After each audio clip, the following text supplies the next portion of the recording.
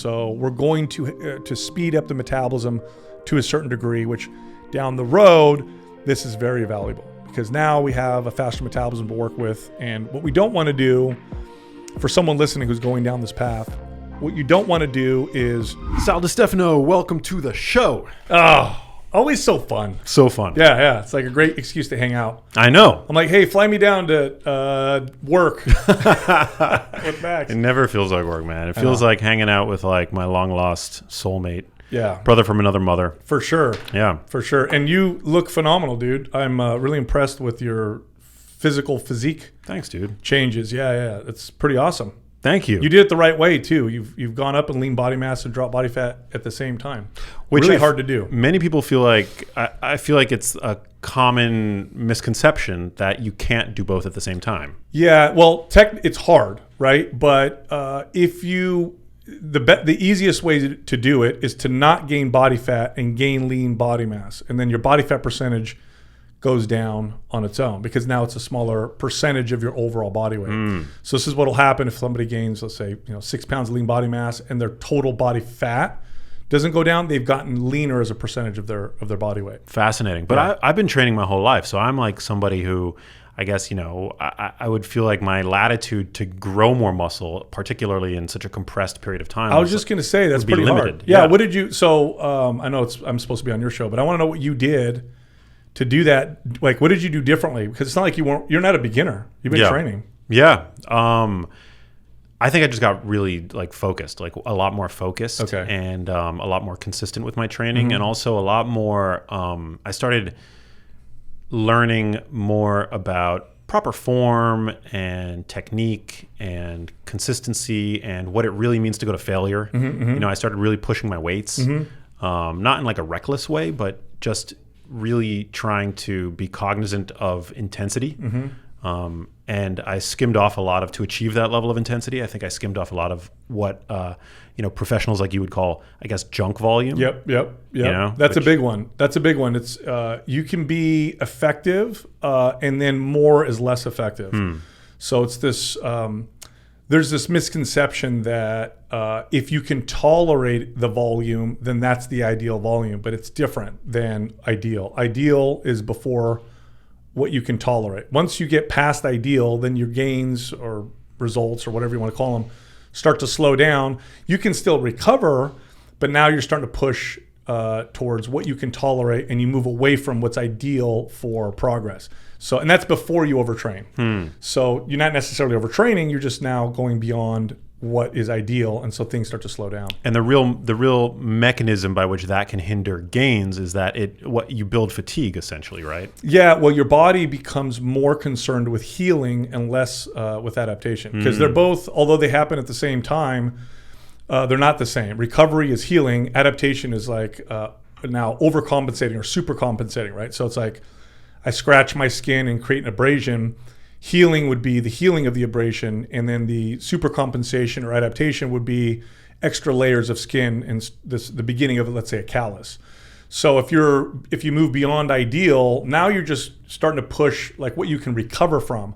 And the further down that road you go, the less adaptation can happen. And eventually, of course, you could tip over into overtraining, which then is not just overcoming your body's ability to adapt, but also recover, and that's downward. Wow, super interesting. Well, yeah, we can, I guess, later on get more into the tactics that I used to go from, I was roughly 15 to 16% body fat, and I got down to about 9%.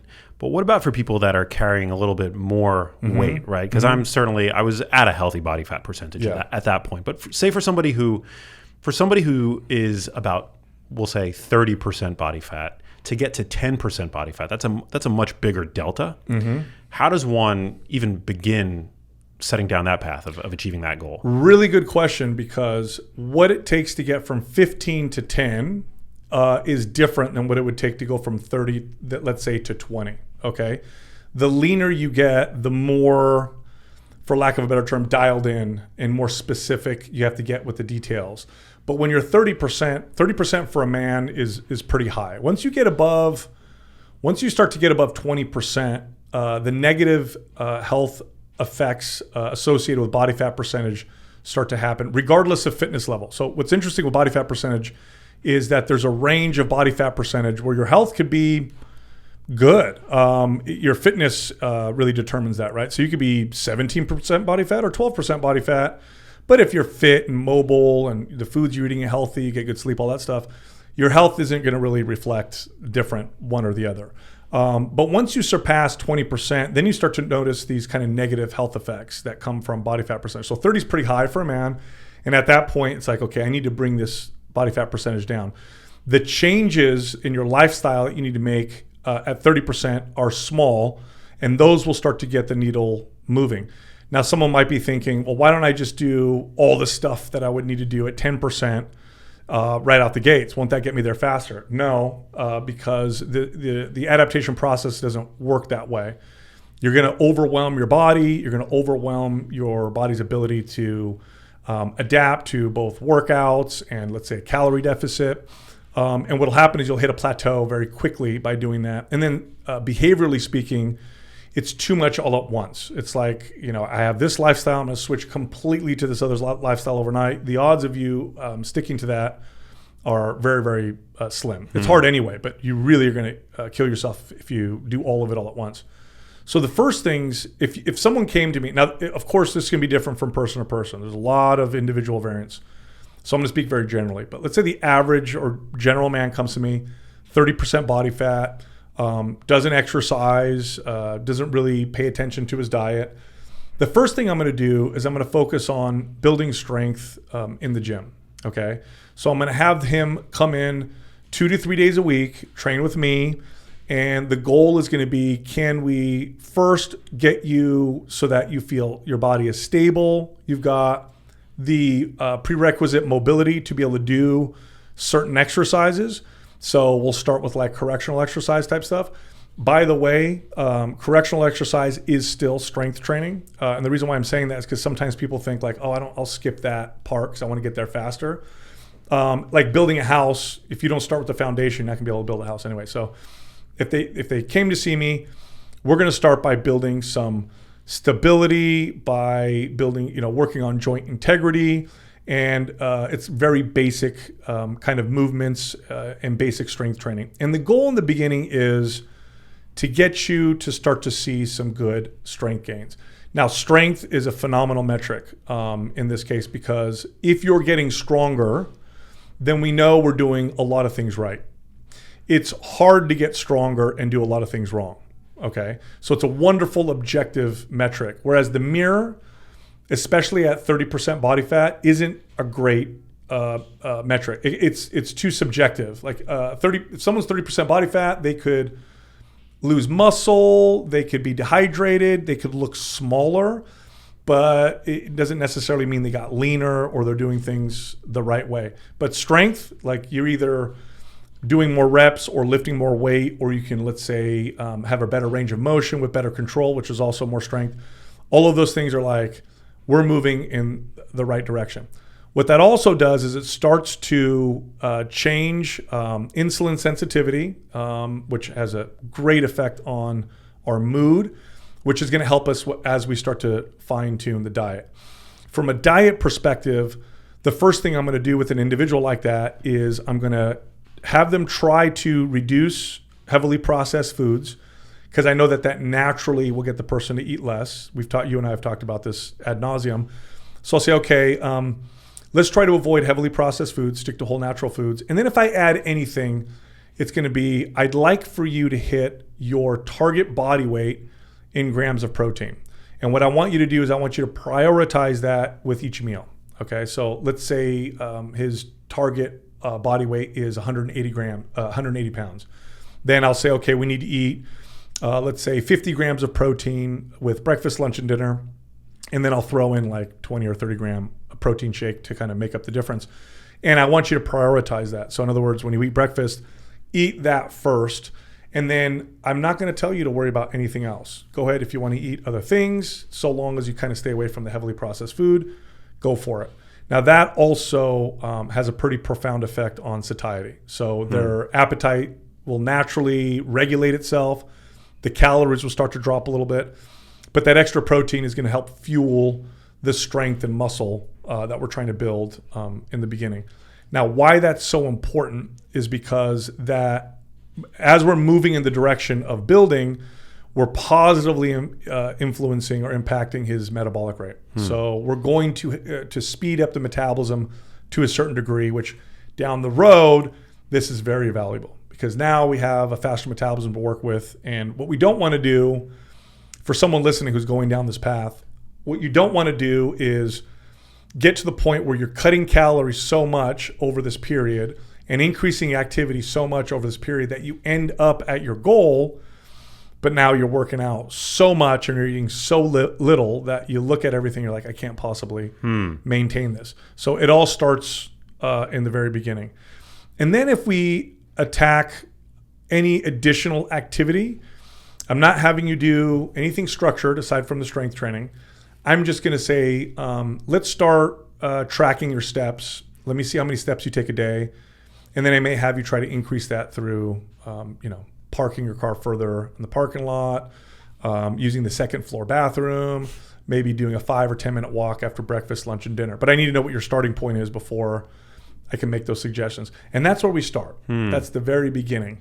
And then from there, then there's other steps that we start to take along the way to get to the 10%. That's a pretty low bar. That is not too heavy a lift, especially for somebody just starting out. I mean, no. Focusing on protein because it's so satiating, it's going to support your muscular development. The increase in steps, right? Increasing non-exercise activity, thermogenesis, just the normal everyday movements, just moving your body more. Yeah, I love this. And now what that's going to do. And, I want to be clear with this because people often think there's a trade-off between doing things the right way and then doing things the fast way. People think, well, I want to get there fast. I'll sacrifice some of the right because I'm so eager to get there right now. The truth is the right way gets you there faster in terms of body fat percentage. Now, you could lose weight much faster, but you're going to be losing muscle along the way. But body fat percentage wise, this is the fastest and the way you can do it where you're most likely able to sustain the fat loss. So this is the right way is the best way all the way around. What is a healthy rate of fat loss? That's a very good question. So if somebody's doing things pretty consistently, you can see a fat loss. And I say fat loss because, we'll get to that in a second. But you should see fat loss, or you could see fat loss at about 1 to 2 pounds a week. So 1 to 2 pounds of body fat a week. Now I say body fat because that might not show up on the scale, especially if you've never done strength training and you just got started. Typically what happens is you see, and this is what I didn't want to see. So when I would train clients, I don't want to see scale moving down in the beginning because what I wanted to see was a transfer or a composition switch. So I would do body fat percentage testing and I'd be able to see, okay, the scale shows that your weight's the same, but I see here that you lost 3 pounds of body fat and gained 3 pounds of muscle. Now we're really moving in the right direction. They would also, if you lose 3 pounds of body fat and gain 3 pounds of muscle, you're smaller because body fat takes up more space. But you don't want to necessarily, especially at 30% body fat, you don't want to see the scale go down too quickly because you want to also have that muscle gain. So it should stay relatively stable or start to go down slower on the scale, probably for the first, I'd say 30 to 60 days, maybe even 90 days. But you will burn body fat. That doesn't mean you're not losing body fat. Now, when things start to level out with the muscle, about 1 to 2 pounds a week is reasonable, I would say. Although most people are around a half a pound of body fat a week. And I'm saying that because most people are not doing everything that they, ideal. It typically waxes and wanes with some of the stuff that I'm saying. And it's the leaner you get, the more slowly you want that weight loss to occur, correct? Because the risk of muscle loss increases the leaner you get. Mm-hmm. The leaner you get, the more your body's trying to keep it. Okay, so think of it like a bank account. You got money in the bank. You got a lot of money in the bank. You're spending it, no big deal. Bank account starts to get real slim. I'm really careful now with how much money I'm spending. Body fat's it's an insurance policy, right? It's stored energy. So absolutely. And the leaner you get, the 1% body fat doesn't sound like much, but when you're 10% body fat, if you go down 1 or go up 1, you can see it. Yeah. 30%, you're not gonna be able to see 1%. You're not gonna really be able to see it. Doesn't visually, you can't tell that easily. But that's where I would start. Now here's where I would go, and this is where people are like, what? That doesn't make any sense. And there'll be some controversy around this, but if you talk to like real world coaches and trainers, they'll tell you that this is a winning strategy. Most people at this point would say, okay, now we're going to start cutting calories. I don't cut calories. I usually start to increase calories at this point. So let's say you and I have worked together for, let's say it's 45 days in. Now what I'm going to do is I'm going to have you track your food. Don't change anything. Don't really pay attention to much except for the protein. Write down what you're eating or enter it into a log. I'm going to look at your average. And then what I'm going to do is increase your calories by, let's say, 150 calories a day. And we'll do that for a week or two, monitor your progress, and then I'll do it again, monitor your progress, and then we'll do it again. So this is known in the fitness space as a reverse diet. Okay. There's a lot of controversy around a reverse diet because you'll have people saying things like, you can't speed up the metabolism by bumping calories, or there's no value in doing anything like this. We've all done it. We've witnessed it. I've done it with so many different people. You absolutely can do it. And it does require a methodical approach to slowly increasing calories alongside a good strength training program. And what we're doing is we're fueling more strength, fueling more muscle. But the goal of the increase in calories, and at this point, I also start to bump the steps up a little bit, the non-structured exercise activity, because the goal is, and this is different from person to person, it's really interesting, Max. When you look at, if you look at someone's metabolic rate and you look at their current lean body mass, even if they don't add or lose lean body mass, there seems to be like a range of calories that their body can burn, from on the high end to the low end. And it's really interesting. And there's a lot of explanations as to what's going on. Some people say, well, you're just moving more without realizing it. But it is very interesting when you witness this, is you'll see someone's metabolism speed up or slow down within lean body. Now, if you increase lean body mass, it tends to trend, obviously, towards the positive. But my goal is to get the calories to go up, to not see the scale move at all, still see some muscle gain and some fat loss. And then when I get it to a point where I feel comfortable cutting, that's when I do the cut. Because now I'm at a place where, let's say you come see me and we just get started and you're averaging, 2,400 calories a day, and we slowly bump you to, let's say, 2,900 calories a day with no real significant weight gain on the scale. Well, now when it's time to cut calories, I'm cutting from 2,900, not from 2,400. And we can get you to a place that's much more maintainable. So like you're basically like, so you're ramping up the metabolism, you're undoing any potential metabolic adaptation that may have occurred to get them to a higher maintenance level of calories, and then you cut from there. And then we cut from there. And again, coaches have done this time and time again, so it's a very real thing. Dr. Lane Norton, a good friend of mine, he's probably one of the people that's pioneered kind of what this looks like. And he's a PhD in nutrition, and he's also a bodybuilder, and he's worked with many athletes. This the range at which or how much you can influence the metabolic rate depends on the individual. But I've done, now working with, on the extreme end, athletes who have chronically dieted. I remember one person in particular, she did like 3 figure competitions. So figure is it's like a stage presentation. It's not bikini, it's more muscle. But she did 3 figure competitions over the span of, I think, like 9 months, which is a lot. Because they get shredded. You're looking at, women getting down to 10%.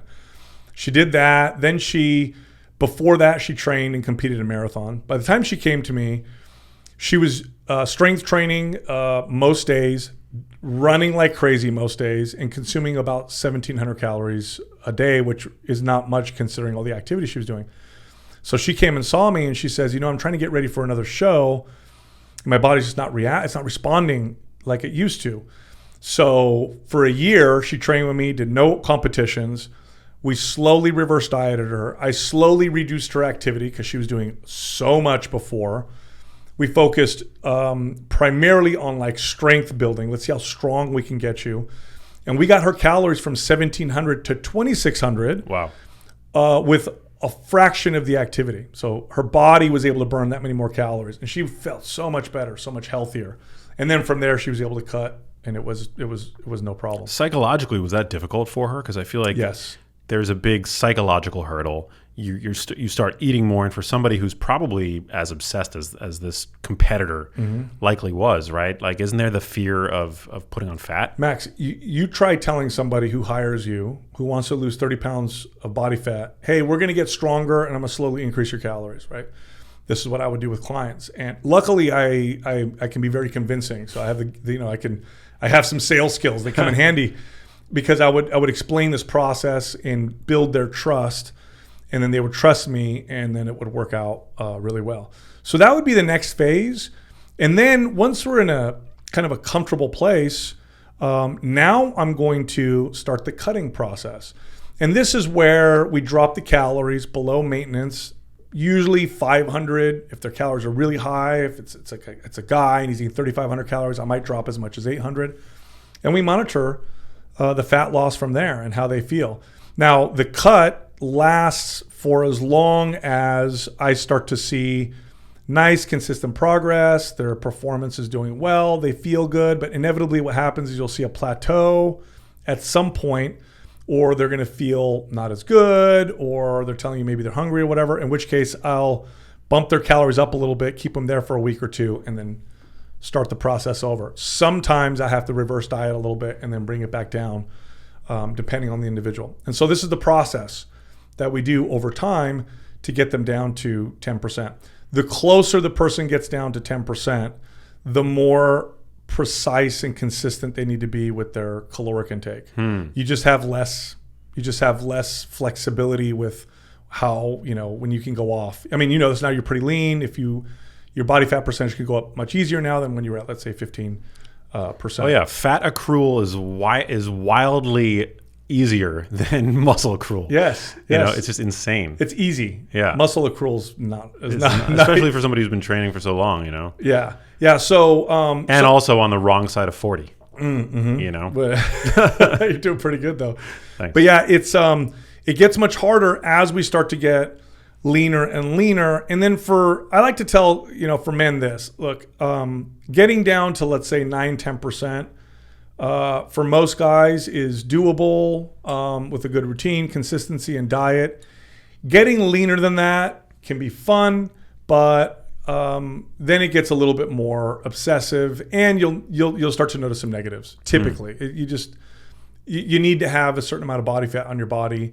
You'll start to see hormone changes and energy changes, and the leaner you get, the more that becomes evident. Yeah, I mean, I got to like 9% body fat, but I also concurrently cut a lot of dietary fat I cut not only my body fat, but the dietary fat that I've been consuming. And so my testosterone went from, it was around between 11 and 1200, my total testosterone in January at the very beginning of my cut, to about 7 to 800 in March. Yeah, a lot of people look at professional athletes as examples, and they say, well, look at so-and-so's performance and he's shredded.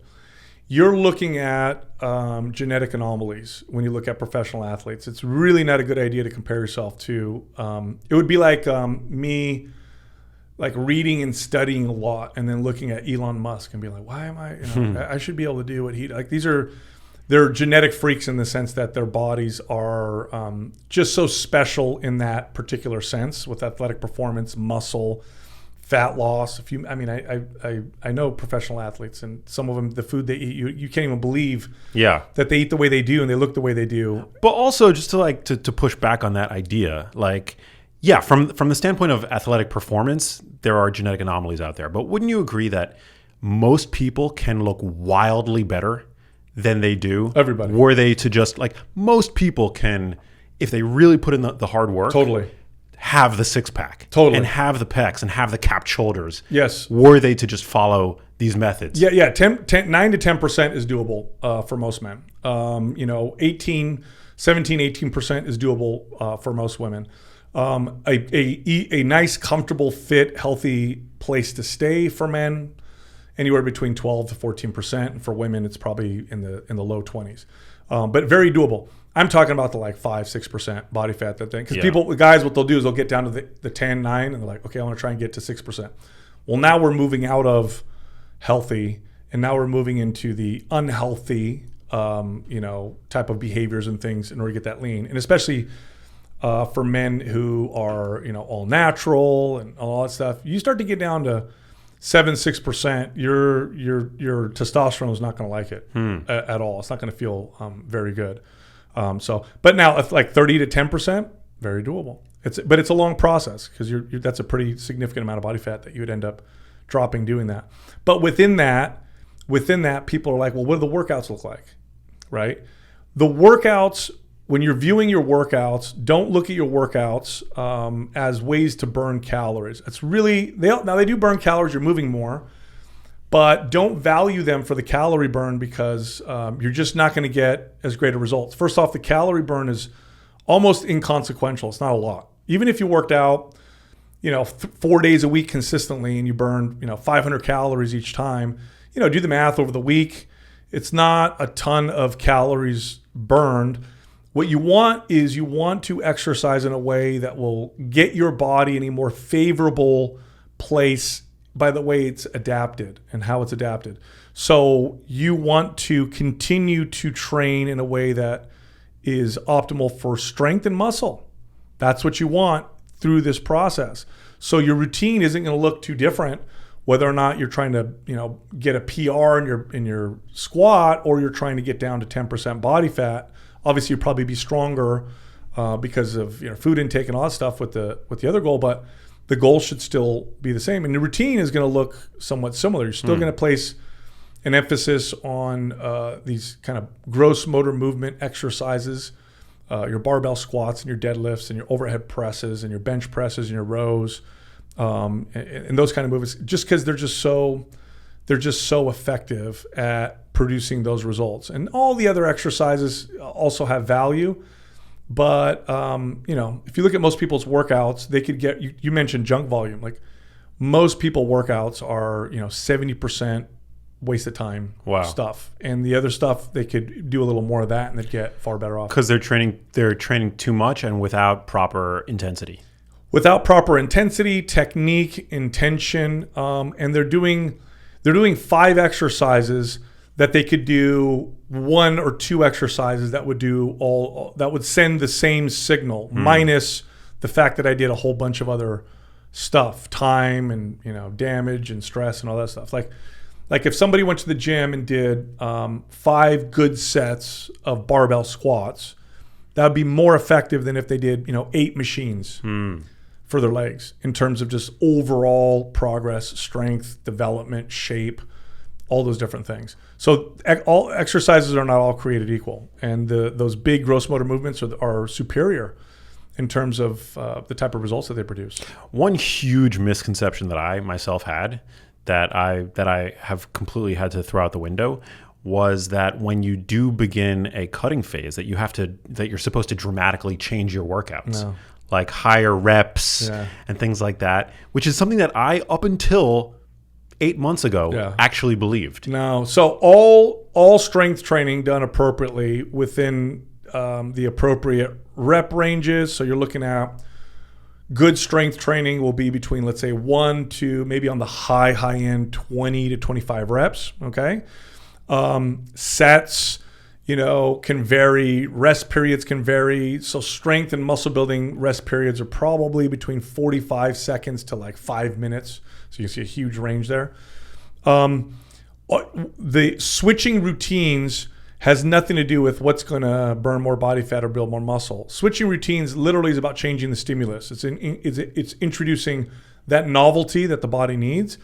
So when you should change your emphasis or your rest periods or your rep ranges anyway, regardless of what your goals are. So I personally, now I've experimented with all of it. It doesn't matter. And the data shows this as well. It's not just my own experience. But I personally like to do the low rep range when I'm cutting. Now, ask me why. Well, because I just have less energy to do 20 reps on the squat when my calories are low. I'd rather do, 3 sets of 5 reps. Not going to be as strong, but I'm not going to feel like I'm dying, at the squat rack. But it doesn't matter. It's just you're changing the workout, changing the rep ranges and the emphasis and the intention, just to introduce that novelty that gets the body to continue progressing. So when you read studies on what's the best rep range to build muscle, you have to understand kind of what the studies actually mean. What you'll find in the studies is the data will show 8 to 12 reps is the muscle building rep range. Well, if you do a 12-week study, you take a bunch of average college-age males, you put them in it, you compare people who do 1 to 3 reps to 8 to 12 to, let's say, 25 to 30 reps.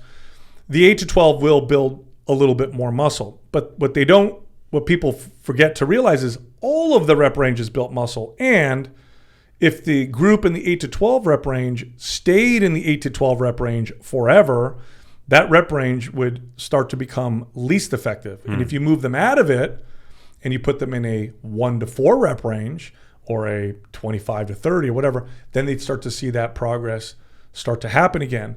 So all of them build muscle. You should go through phases of each of them. And that's how you're going to get that more consistent progress.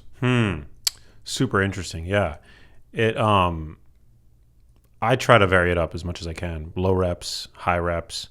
But I think what was so interesting to me is that the mindset shift, I guess. Yes. Like thinking about muscle and the specifically your workouts as sending the stimulus to your body when in a cutting phase. That strength is needed. Yes. Right? That we've got to hold on to the muscle. It's the fat that's expendable. Yes. Right. Yes.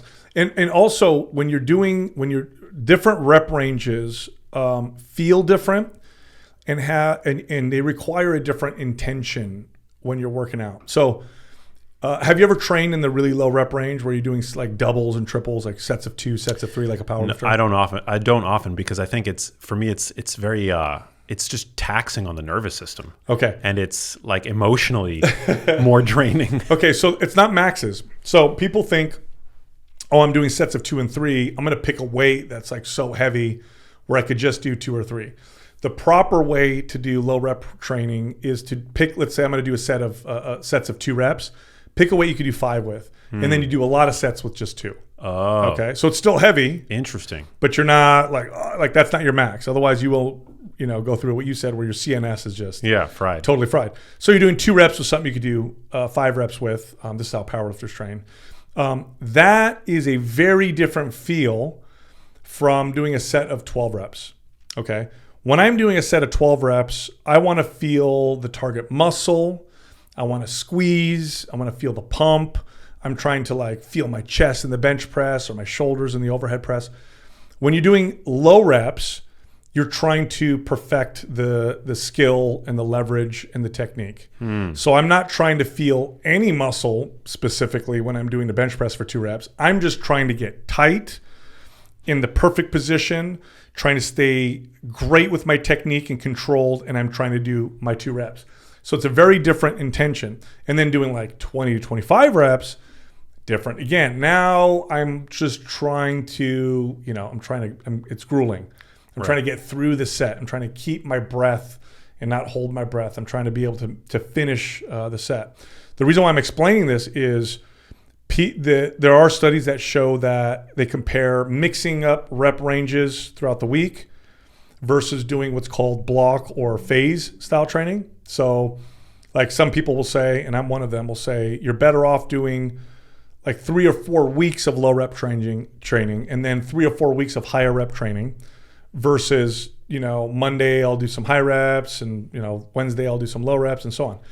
Now the data will show that the muscle and strength gains are the same regardless of how you do it. But I'll argue that unless you're really advanced, that the block training is better because the mindset and the intention is so different from one style to the other, that I think there's value in really understanding and perfecting what it feels like to squat for 3 reps over the course of 3 weeks. Just the intention, the tightness, and how you feel, and going down and coming up, and versus like, okay, now I'm 3 weeks, I'm doing 12 reps. Now I'm trying to feel my quads. I'm trying to squeeze them at the top, type of deal. So I blocked, and this is how you'll find our programs written. They're always written in these phases versus mixing it up so much.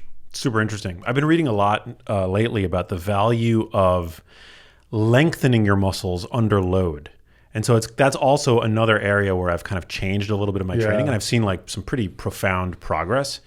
But this idea that a muscle, that hypertrophy is enhanced when you're applying load in the stretched position. Yeah. So like the eccentric, I think, position. Yeah. So right, as compared to when the muscle is short. So for example, like you could think about like when you're doing a preacher curl, right? That you're seeing the most gains when you've got the load and your muscle is tensed at length, as compared to when it's like compressed. Yes. So did I characterize that properly? 100%. So now this falls. I'm so glad you brought that up, because those studies are making their rounds right now. That's very similar to what I said with the rep range studies, that 8 to 12 is the best muscle building rep range. It is true in a head-to-head 12-week or 16-week study. If we compare the hypertrophy effects, the muscle building effects of loading a muscle under stretch versus loading a muscle under contraction, or let's say mid-range in between, that the stretch position will produce the most hypertrophy. However, again, if this is all you do and this is what you focus on, you will notice the gains begin to diminish. In which case I'd say pick exercises now that load the squeeze, and then watch what happens. And that novelty kicks in, and you start to see the progress. In other words, all the parts of the rep have value when it comes to hypertrophy. Don't get too stuck on just one type of rep. Also, there's value outside of the stretch position for other reasons. The contracted position, exercises that focus on the contracted. So to give an example would be, let me see. Okay, a barbell squat would load the glutes in a stretch position. So at the bottom of a barbell squat, the glutes are in a stretch position, they're loaded. A hip thrust does not put the glutes in a stretch position, but it really loads them in the shortened position, the top, the squeeze, okay? The value in loading the squeeze is tremendous for people who have trouble connecting to target muscles. So if you come to me and you're like, Sal, I bench press all the time. I just don't feel it in my chest. It's hard for me to feel it in my chest. I feel it in my shoulders. I feel it in my triceps, but it's really hard for me to kind of like feel how my chest is supposed to be working when I bench press. I'm going to try exercises where you load the squeeze. Even exercises that aren't traditionally known as muscle builders, like a cable crossover. And what I'm going to do is I'm going to have you hold that squeeze and connect to the chest and understand what it feels like.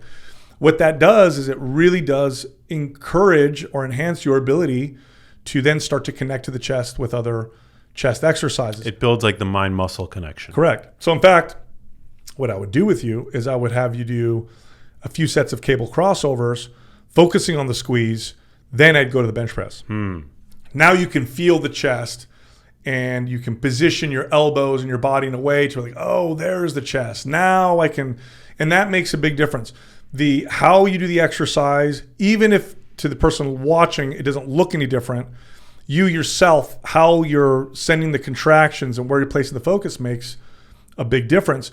And exercises that load the squeeze are excellent for people who have trouble connecting to muscles. So there's tons of value there.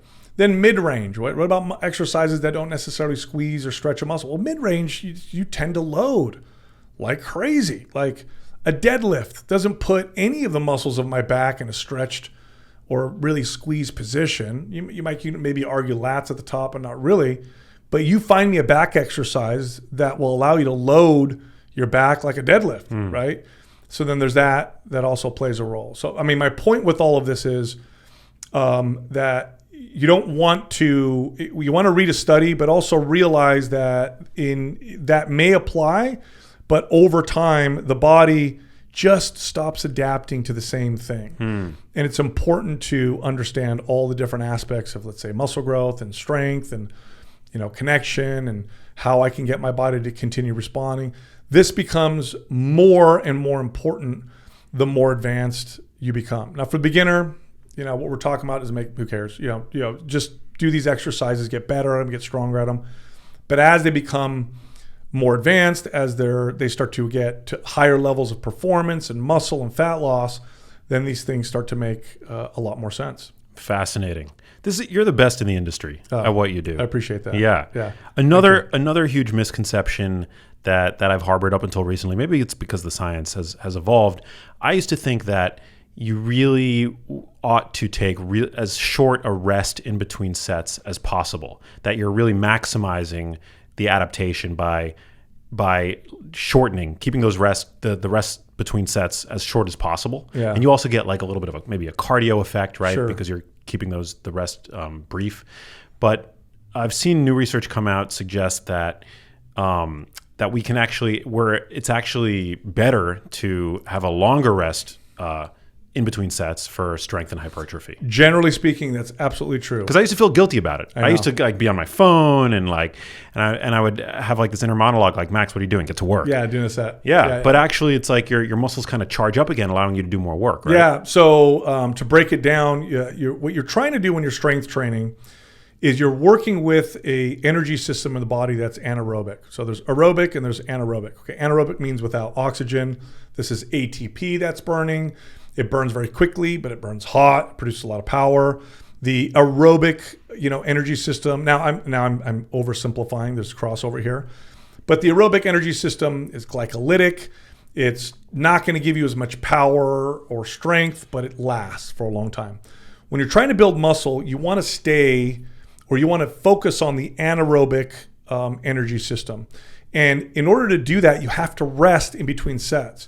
If you don't rest in between sets, you end up doing cardio with weights. You get the endurance, you build endurance, but the strength and muscle gain and the metabolism boosting, all the stuff that we're talking about, you start to lose if the rest period is too short. I have just to illustrate this for listeners. I was at a hotel gym recently, and I saw there was this guy that was working out in the gym next to me. And this dude had a circuit of he was doing 3 different exercises, and he was huffing and puffing, dude. And he would finish one, he would run to the next. He would finish the other and run to the next. And I was like, you're not accomplishing obviously he's there, he's doing work. I was trying to hold my judgment because he was there. But I'm like, you're not really letting your body charge up enough to stimulate any significant adaptation with either of these 3 workouts. You might as well just be on a treadmill. It's like this. It's like I have a crowbar and I'm hammering a nail into the wall. I'm like, could you hammer the nail on the wall? Yeah. Is it effective? No. Crowbars are way better for other things. Use a hammer. You're doing cardio with weights at that point. Yeah.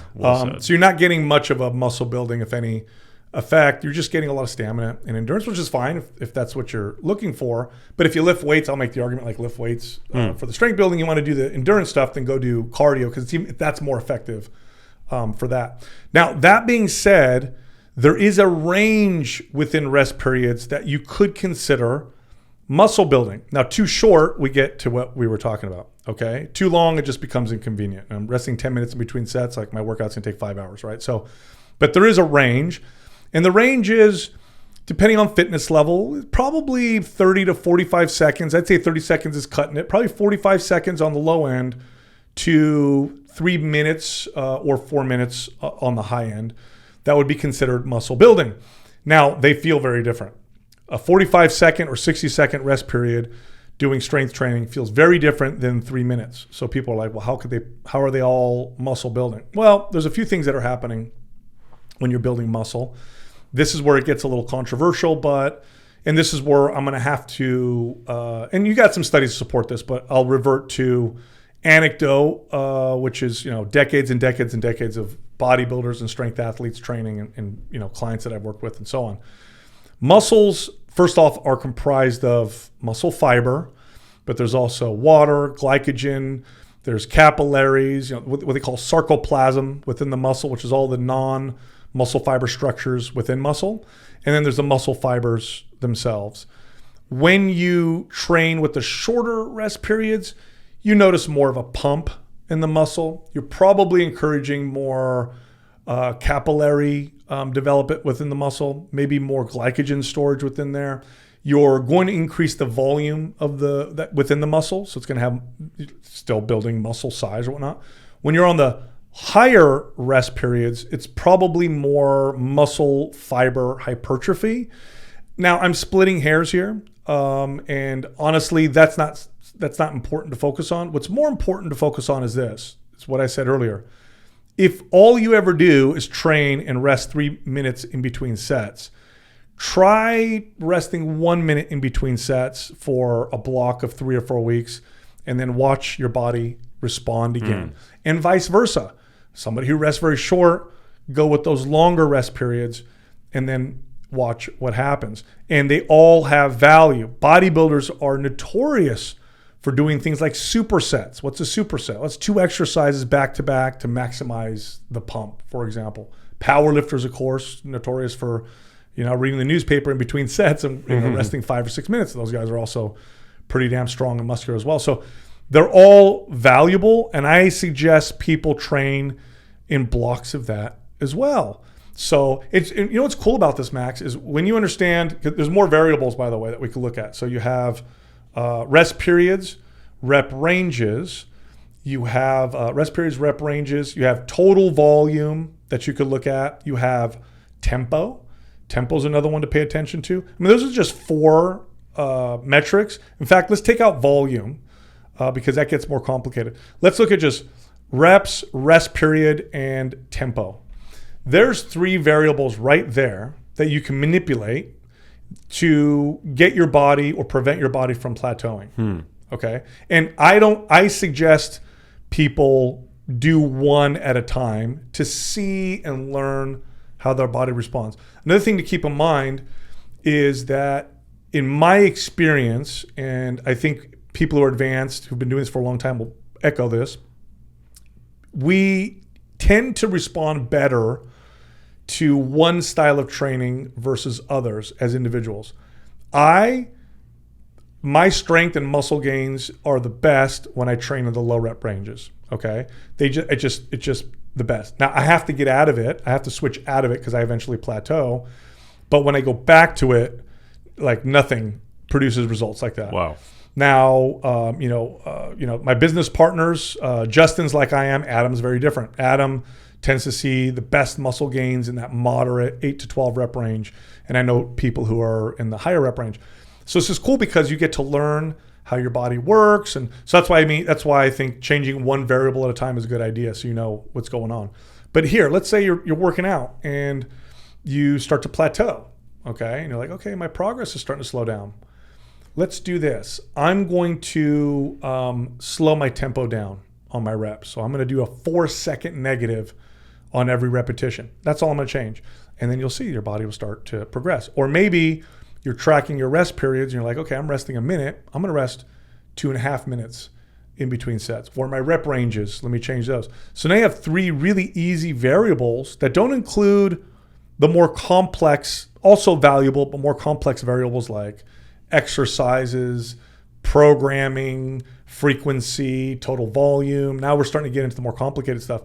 But people watching right now, if they just want 3 easy variables to manipulate to get their body to respond, that's it right there. Tempo is one of my favorites because it was such an easy one for me to show somebody results. I'd watch them work out, and then I'd be like, cool, we're going to go 4-second negatives. Or sometimes I'd be like, all right, we're going to do explosive, fast repetition type stuff under control. And you'd see their bodies would just respond. There are also different avenues to progressive overload, right? Absolutely. It's progressive overload isn't necessarily about increasing the weight with every workout. Yes. There are other variables that you have the ability to tweak. Yeah, and I'm glad you said that because in the beginning, I would say for the first maybe 2 years of somebody's strength training routine or journey, total weight on the bar and reps, that's fine. You could just focus on that because you have a long way to go, and you'll if you do everything right, you'll see, progress isn't linear. There's always going to be these bumps, but you'll relatively consistently progress on those. After a while though, reps and weight on the bar aren't necessarily the best things to continue to push. I mean, at some point, if that were the case, then I'd be squatting 5,000 pounds by now, right? So, and also there's a risk versus benefit ratio that starts to change a little bit. Like me adding, 50 pounds to my 200-pound squat, great idea, great target. Me trying to push to add 50 pounds to my 500-pound squat, let me look at some other things that have less of a risk, factor involved. So you're right. Progressive overload can be, it could be, am I able to do this rep in a deeper, fuller way? Can I slow the rep down? Can I move the weight faster? Can I hold the weight at a point in the rep? This is real fun, where you could pause a rep for 2 seconds in the middle, or in the stretch position, or in the squeeze position. Can I do maybe more volume in my workouts, or can I do maybe more frequency of hitting the body part? But also, when we talk about progressive resistance, when I'm talking to people who've worked out for a long time, at some point you got to take your eyes off constantly trying to figure out a way to do more, because you're going to end up hurting yourself or overtraining at some point. What's interesting is, like, I've been training for a long time. I'll see gains sometimes from cutting volume. Interesting. My body needed more rest. Okay. Or just changing an exercise. Like, okay, I've been squatting for so long. Let me get good at the front squat or a walking lunge. I love that a lot, because strength is relatively specific to the movement that you get stronger at. There's carryover, but most of the strength gains are within that movement. And then exercises are skills. So those beginner gains that you get when you first start squatting, where you see your weight in the bar go up, up, up, up, up. Once that starts to kind of slow down and pause, maybe pick a leg exercise you're not good at, and you'll see you'll see strength gains go up very quickly as well. It's one of my favorite things to do now at the level I'm at, is I'll pick an exercise that I haven't done in a while that I'm not good at, and I'll say, okay, for the next 6 weeks, I want to see how good I can get at that exercise. And I get great progress from doing that. How important is tracking your lifts? I think it's very important up to a certain point. It's important because it's a great way to see how well you're doing and what your trend looks like, because some people get caught up on I'm working out hard, I get sore, I'm sweating, and they don't pay attention to the progress. It could tell you, I'm not eating enough. My protein intake isn't great. Maybe I'm doing too much volume. But don't get caught up on it where you need to beat last week's number every single week, because that can also start to become a problem. But I do like to look at trends, just like body fat percentage or anything else. I'm looking at the trend. Total volume is a good trend to follow, which is weight times reps times sets. It's not perfect, but it's pretty damn good. Now, why is that good? Well, I'll tell you why. I don't know if you've noticed this, but if you do sets of high reps, it feels like it's harder to recover from. It's harder to recover from sets of 15 reps in the squat, or 20 reps in the squat, than it is from sets of 6, even though you did more weight. Well, you do the math, you still did more volume, because the reps times the weight times the sets, it came out to so much more volume. That taught me a lot personally, where when I would bump the reps, all of a sudden I'd start overtraining. And I'm like, I'm doing the same exercises, the same sets. Like, what's going on? And they would do the formula and be like, okay, my volume's still higher. So I'd have to cut the sets to make up the difference, and then boom, I'd start to see progress again. Wow. Yeah. It's cool. It's fun. But don't get caught up too much on the tracking. By the way, I like to encourage people to track on paper. So bring like a little notepad to the gym? Yeah. It keeps you more present. And getting on your phone, this is funny because I never had to deal with this too much as a trainer. Now I can see this being a big thing. But I don't know about you, but when I'm at the gym, if I go to enter stuff in on my phone, it's so easy for me to go, read an email, send a message, or do something else. But when it's on paper I'm able to stay kind of in that space. And, this is like my workout log or whatever. I think I need to start doing that, man, because I never track.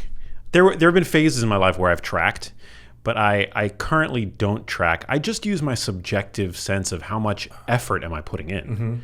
It's just my own, did I have a good workout today? Maybe I didn't increase the weight. Maybe I regressed in weight, but maybe I did more reps. Yeah. But my intent is to give it maximum effort for whatever day that is, and also there are other variables that influence the amount of effort that I'm able to give to those workouts. For example, sleep, how hydrated I am, how many carbs I ate the day before, etc. It's like tracking for food. It's an awareness tool, but it can also become a tool that starts to take you away from awareness and become obsessive. So like when people ask me if they should track their calories, macros, and the kind of food that they eat, I say yes, to help bring awareness to what you're doing and how you feel when you eat a particular way. And am I actually hitting the right amount of calories and proteins? And what do I feel like when I eat this particular way?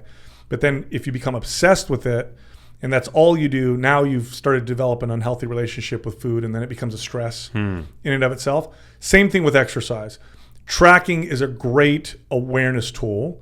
But look, you've been working out forever. You've been working out like me, as you started working out as a kid. Yeah. You have a pretty good awareness around how you feel in your workouts, and so I wouldn't recommend you track unless you're starting something new and you want to see what's kind of going on. But yeah, you can get stuck in that, and I've seen people do that where, they start ignoring like how they feel or joint pain or whatever, and they're like, oh, I need to. Last week I did this, or my trend is going down. I need to push myself harder type of deal, rather than kind of listening to their body. So I like it in that sense. Like let's track just to bring awareness, but let's not become too dependent on it to where now we're outsourcing awareness to this, piece of paper. Yeah. Well, let's get personal. Like what's your current, are you currently in a phase in life where you're cycling through phases of bulking and cutting? Or are you kind of just like trying to maintain what you've got at this point? I love it so much. Now I have a borderline obsession, and I'm always battling an unhealthy relationship with strength training because I started out, it was an insecurity, and I started lifting weights, and I wanted to be bigger and all that stuff. And so I have a healthy but can go in the route of obsession. What does that look like? Like when you feel like you're trending towards obsession? Too body obsessed, too obsessed on the numbers on the bar, ignoring health signals. I start just pushing things too much and doing things that are no longer beneficial to overall health. It's now like at all costs, push it in that direction. So that still can be an issue for me. I do go through rounds of bulking and cutting because I find it so fun. It's like really fun. Like gaining is fun until it's not fun anymore. And then cutting is fun until it's not, fun anymore. Getting stronger is fun until, things start to hurt, and then I kind of back off. And at the moment, I'm noticing now I need less volume than I did when I was younger to get the same kind of effect. In fact, I get better results now from less volume as I've aged. I think that has to do with, just I've been training for so long. I think there's so much muscle memory, so much, I've probably induced a good degree of hyperplasia, which is where you actually, muscle fibers fuse and you create more muscle fibers. A good amount of that to where I don't need as much to maintain or whatever. So I'm finding that I'm noticing. Well, I've noticed this for a while. I'm starting to act on. I'll say here's where the unhealthy the part gets in. That it's probably not a good idea to keep trying to push how much I could lift on certain things. That risk, kicks in now a lot. Like, I could squat a lot of weight. I've gotten my squat up into the mid 400s, which for me is a lot of weight. Pushing it beyond that, if I had 15 pounds to my PR, my ego is going to love it, but I'm probably not going to feel very good. I'll start to notice it in my joints and all that stuff. Same thing with my other lifts, my deadlifts and all that stuff. So that's the game that I'll play. I I do it most days because it's very mentally healthy for me. It's very therapeutic for me. My mind is very loud, and I can be all over the place. And working out is the one place where I'm super present automatically. I've trained myself to be very present. So when I don't do it, I feel a little kind of scattered. So that's mainly why I'm doing it so consistently, and then all the other stuff can, play a role. I mean, what exercise does for your mental health is, almost more impressive than what it does for your physique. Oh God, what exercise? When I'm training with a challenging weight, there's no other way to be than present. I can't think of anything else, because if I do, then I'm going to hurt myself or something. So that's any exercise where I'm challenging myself is the best. I can't think of anything else. Like, I got a bar on my back. I have to stay tight. I have to maintain good technique. I have to connect to the floor. I'm looking straight ahead, and there's really nothing else going on. Those times are probably the most mentally healthy for me when I'm doing that kind of stuff. But yeah, these days it's less volume, a lot of sled work these days. Yeah, I don't get to do it very often because my gym doesn't have one, but I love sled work. Sled is using the sled is so underrated, although it's becoming more popular now. It's I used to love it for my clients. Here's something, Max, that maybe a lot of trainers are aware of but might not admit. Trainers are so much better with their clients than they are with themselves, and I was definitely not the exception. I love the sled for my clients always because it's a low skill movement. Low skill is valuable sometimes because you don't have to worry so much about technique and form, and people can just do it, and we get great strength gains from it, and I can apply, and I can use it on almost anybody. Like, I could use a sled with a 70-year-old person who can walk. They can push a sled with no weight on it. And I can apply a sled to a hardcore athlete that's like super strong. So, well, there's something like really ancient about it. I mean, before the advent of the wheel, humans were pushing things. Yeah. You know? Yeah. So it doesn't require tons of skill.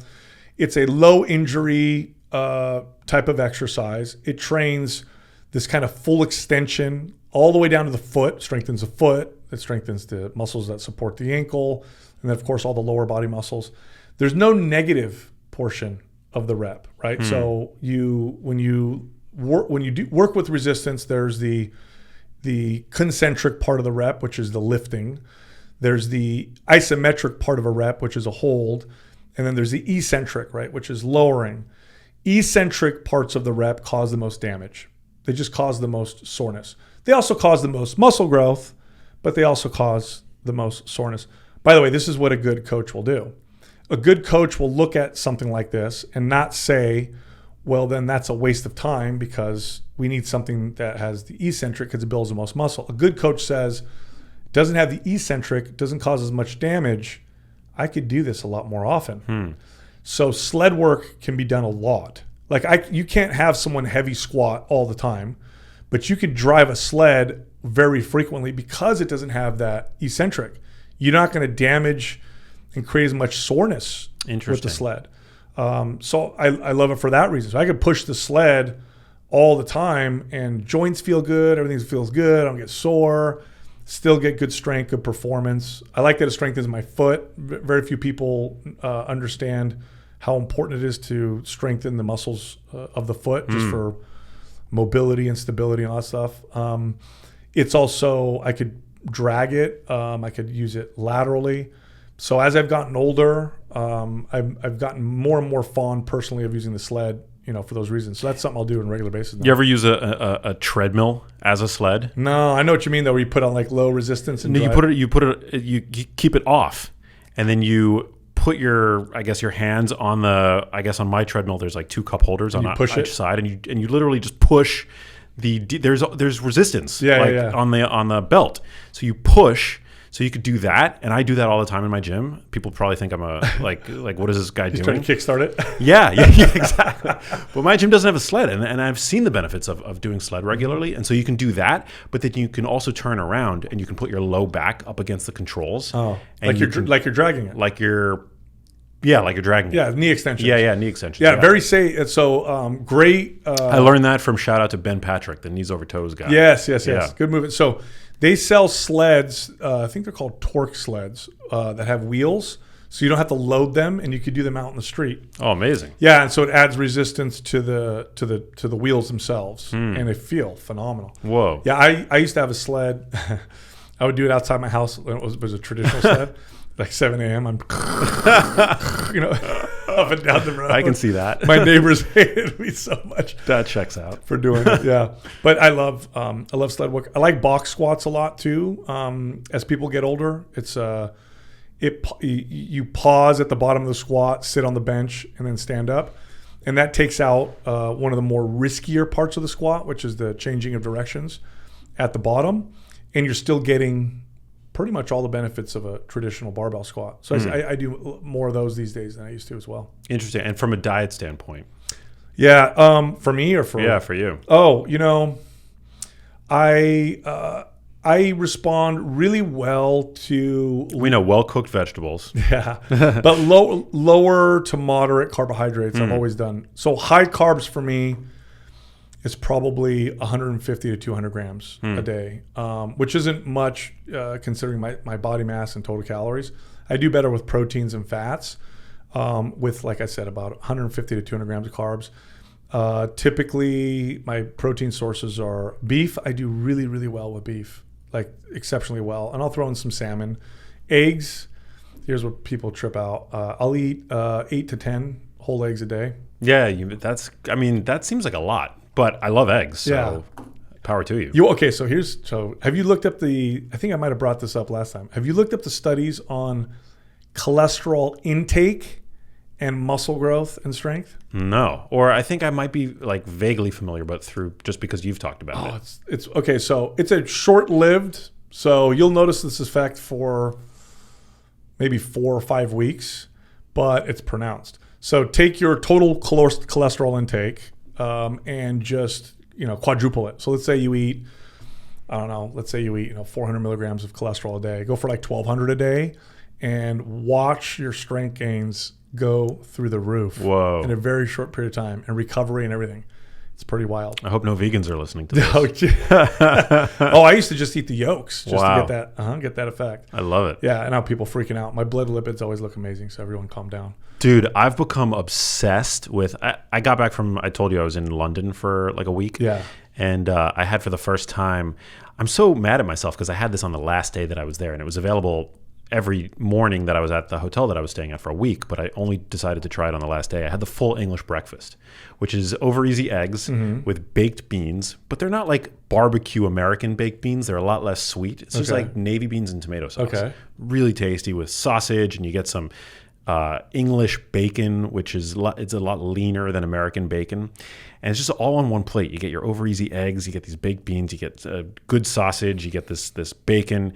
And you just like take a bite with everything in one bite, and it's the most amazing thing ever. Yeah. So I've been eating that English breakfast almost every day, since I've been back. Isn't that called beans on toast? The beans? Yeah. So they'll put the beans on toast, but you just eat the bean. I don't really eat bread.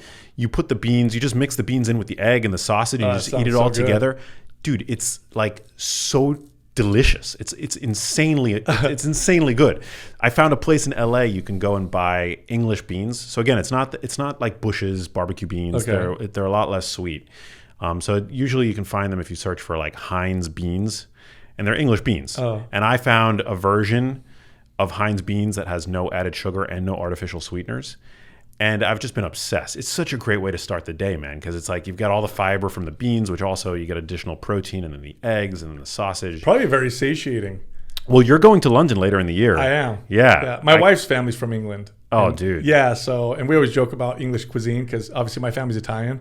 So I always tease them about it. Yeah. And they're like, you got to have an English breakfast. So. It's generally not great. I mean, I ate very well when I was in London because I was going to steakhouses. But the one aspect of English cuisine that is 10 out of 10, and I swear by this, is the English breakfast. Now, I can't wait for you to try it. Now, I don't know if the UK is like this, but you know this better than I do. There are a lot of things that we allow in our food that is banned in Europe.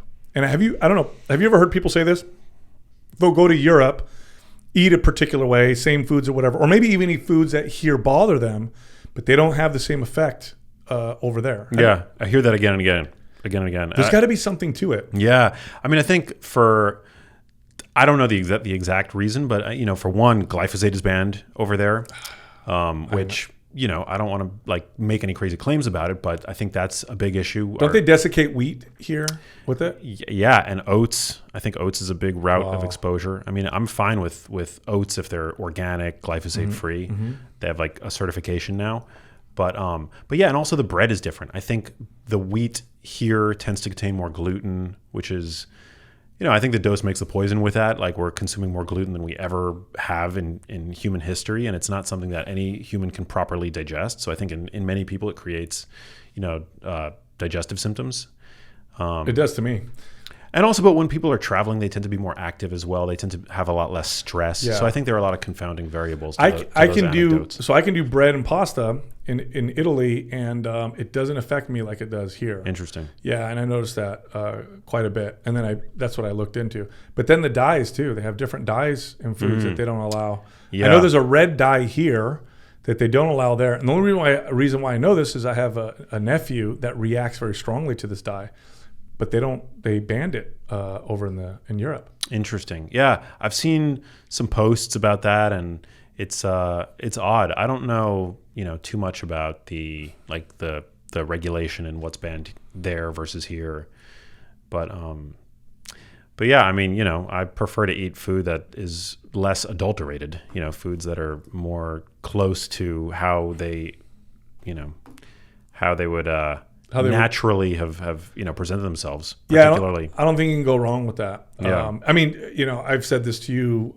She's almost every time I've come on your show, but that was my favorite diet recommendation to clients was eat as much as you want, just avoid heavily processed foods.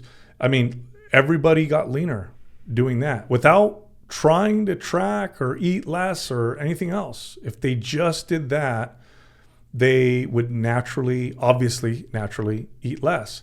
And the best part about it is they felt like they weren't. Yeah. I mean, talk about a sustainable approach. Because one of the challenges with dieting is you feel like you're dieting. Right. That sucks. Yeah. No one wants to be hungry. And today the food environment is 73% ultra processed. I mean, you go to your average supermarket, 73% of the foods are ultra processed foods. And if you take somebody who is at 30% body fat, right? Somebody who's obese, which 1 in 2 people now in this country are, they didn't get that way from eating primarily whole foods. No. They got that way from eating fast food, from hyper palatable, ultra processed vending machine foods and snacks around the clock. It's not, yeah. These ultra processed foods with the additives and all the quote unquote chemicals, I think they're, say what you want, but those are that foods are archetypal of the standard American obesogenic diet. It is, and when people understand the influence that these food companies and lobbies have over our recommendations, then it makes sense when you read, RDA recommendations or food pyramid or this is what you should be eating, and it goes counter to what you hear a lot of. Maybe health and wellness, I don't know. Experts may talk about, like you hear me say, don't eat those foods, and then you'll see the recommendations. I think they just came out with like a almost entirely processed food. Oh, I posted this. Yeah, the USDA, there was a press release for a study where scientists devised a diet that was 91% ultra processed foods that they deemed as being healthy. Yeah. But it wasn't healthy. It was a diet. It was a diet that adhered to their definition of healthy, which are the dietary guidelines for Americans. Yeah. So it's not like these foods were good for you. It's just that these foods fit this arbitrary paradigm of a guideline, right, that was cobbled together by a committee, 95% of the people on, from which have ties to the pharmaceutical industry and the food industry. Yep. So it's like we made this diet comprised almost exclusively of ultra processed foods. It fits this like fake definition of what a healthy diet's supposed to look like, and there you go. Yeah. It's just it's clear counter. They're clearly trying to actively counter what people are now starting to realize, which is that heavily processed foods are probably the culprit the main culprit in the obesity epidemic, mainly because they just make us overeat. So they're trying to say, hey, here's a diet that's made up mostly of processed foods, and this is why, they're starting to. A lot of the information that's coming out is now starting to, for me at least, becomes more and more obvious that okay, this was influenced, because that's complete opposite of what I've seen working with people and what people experience. And when you look at other data, it doesn't make any sense. It's so maddening, because it's like these are highly credentialed people, right, that are putting their careers on the line to publish these studies. It reminded me of the Food Compass over at Tufts. Remember when they that was so funny. That thing that placed Lucky Charms above grass-fed beef in terms of healthfulness? I know. Made no sense. A 4-year-old would look at that and be like, Dad, what's up with that? Yeah, they just there's so much data that's showing how effective exercise is for depression and anxiety. It's actually, I just saw another study that showed that it was as effective or more effective than talk therapy or medical interventions. Wow. Just exercise, just going out and exercising, and we can break down the reasons why. Improves your physiology. Your brain's a part of your physiology. I think also there's the growth mindset of doing something hard and getting better at it. Man, that makes you feel better. But they're for sure not going to prescribe it. They're not going to promote it as much. There's no, money behind it, I guess. But there's more and more data showing that, like if the average person who's suffering from, kind of this like moderate depression, just went and did some just kind of well-structured exercise, they would get better results than if they did, the medical interventions. For the most part, that's what the data's showing. Yeah, is what it's showing. So, but will they promote that? I don't think so. No. Well, as we kind of wrap up here, what do you have to say to somebody who maybe is actually 30% body fat, right, listening to this, and has just had a lifetime of yo-yo dieting, fad dieting, right? And just feels kind of hopeless about the situation, right? That they'll never get to be 10% body fat. Like, what do you have to say to them? I'll say this. For the next 3 months, this is what you need to do. Go to the gym. Try to get stronger. Aim to get stronger. Hit your protein targets and start there. After that, then you can start to worry about trying to cut calories and get leaner. But if you start with that base, your odds of long-term success or real fat loss go through the roof. Now, if you don't do that, you may see some initial loss on the scale, but you're very, very likely to rebound like you've already experienced. So go try to get stronger. Start there. Give yourself a few months, and then look at cutting. Love that. Shift the focus. Instead of becoming obsessed with the scale off the bat and about the fat that you're carrying, focus on the muscle. Yes. It'll serve you for sure. I love that. Hey, if you liked that video, you need to check out this one here, and I'll see you there.